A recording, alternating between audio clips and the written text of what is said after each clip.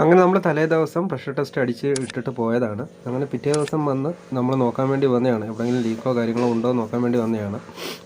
അപ്പോൾ യാതൊരു കുഴപ്പമൊന്നുമില്ല.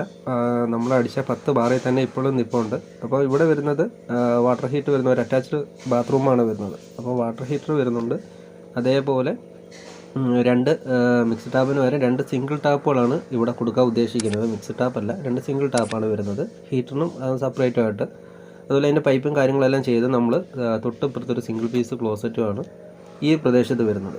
അപ്പം ആദ്യമേ ഇപ്പം പ്രഷർ അടിച്ച് നിർത്തിയേക്കുന്ന വാഷ് ബേസിൻ ഏരിയയിലാണ്. വാഷ് ബേസിൻ കഴിഞ്ഞ് ക്ലോസറ്റ് കഴിഞ്ഞിട്ട് കുളിക്കുന്ന ഏരിയ, അങ്ങനെയാണ് ഇതിനെ നിർത്തിയേക്കുന്നത്.